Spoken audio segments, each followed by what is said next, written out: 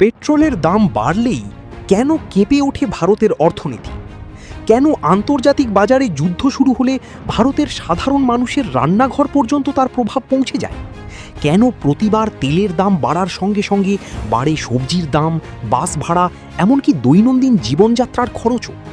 আজকের এই ডকুমেন্টারিতে আমরা জানব ভারতের তেল সংকটের আসল কারণ, বিশ্ব রাজনীতির ভূমিকা এবং ভবিষ্যতের সমাধানের পথ। ভারত বিশ্বের তৃতীয় বৃহত্তম তেল ব্যবহারকারী দেশ। প্রতিদিন crore crore litre petrol, diesel এবং গ্যাস ব্যবহার হয় এই দেশে।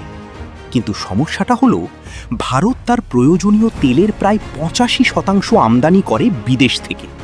প্রধান তেল সরবরাহকারী দেশগুলোর মধ্যে রয়েছে রাশিয়া, সৌদি আরবিয়া এবং ইরাক। অর্থাৎ আন্তর্জাতিক বাজারে তেলের দামের সামান্য পরিবর্তনও ভারতের অর্থনীতিতে বিশাল প্রভাব ফেলে। তেল শুধু গাড়ির জ্বালানি নয়, ভারতের পরিবহন ব্যবস্থা, কারখানা, কৃষি, এমনকি বিদ্যুৎ উৎপাদনের সঙ্গেও জড়িত তেল। ডিজেলের দাম বাড়লে ট্রাক পরিবহন ব্যয় বেড়ে যায়, ফলে বাজারে খাবারের দামও বেড়ে যায়। এক কথায়, তেলের দাম বাড়া মানে পুরো অর্থনীতির খরচ বেড়ে যাওয়া।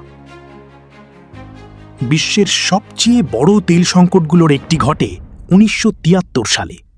যখন ওপেক দেশগুলো তেল উৎপাদন কমিয়ে দেয়, তখন হঠাৎ করেই বিশ্ববাজারে তেলের দাম আকাশ ছোঁয়া হয়ে যায়। এই ঘটনা বিশ্বকে বুঝিয়ে দেয়, তেল শুধু জ্বালানি নয়, এটি একটি রাজনৈতিক অস্ত্র। 2022 সালে রাশিয়া ইউক্রেন ওয়ার বিশ্ব তেল বাজারে বিশাল অস্থিরতা তৈরি করে। রাশিয়া বিশ্বের অন্যতম বৃহৎ তেল রপ্তানিকারক দেশ। যুদ্ধ শুরু হওয়ার পর পশ্চিমা নিষেধাজ্ঞা, সরবরাহে বাধা এবং আন্তর্জাতিক উত্তেজনা সবকিছু মিলিয়ে তেলের দাম $100 প্রতি ব্যারেলেরও উপরে পৌঁছে যায়। ভারতের মতো আমদানি নির্ভর দেশের জন্য এটি ছিল বড় ধাক্কা। তেলের সংকটের সবচেয়ে বড় ভুক্তভোগী সাধারণ মানুষ। পেট্রোলের দাম বাড়লে অফিস যাওয়া কঠিন হয়, ডিজেলের দাম বাড়লে সবজির দাম বাড়ে, রান্নার গ্যাসের দাম বাড়লে সংসারের ভারত বছরে বিলিয়ন বিলিয়ন ডলারের তেল আমদানি করে। যখন তেলের দাম বাড়ে, তখন দেশের আমদানি বিল বেড়ে যায়। ফলে বাণিজ্য ঘাটতি বৃদ্ধি পায়, রুপির ওপর চাপ পড়ে এবং মুদ্রাস্ফীতি বাড়তে থাকে।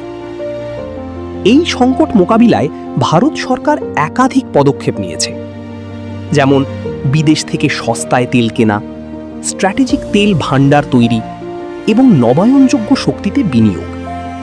এছাড়াও সরকার বৈদ্যুতিক গাড়ি ব্যবহারে উৎসাহ দিচ্ছে। বিশেষজ্ঞদের মতে ভারতের দীর্ঘমেয়াদী সমাধান হল তেলের ওপর নির্ভরতা কমানো। সৌরশক্তি, বায়ু শক্তি, ইলেকট্রিক যানবাহন এবং উন্নত গণপরিবহন, এগুলোই ভবিষ্যতের পথ। যদি ভারত বিকল্প শক্তিতে দ্রুত বিনিয়োগ করতে পারে, তাহলে ভবিষ্যতের তেল সংকট অনেকটাই এড়ানো সম্ভব।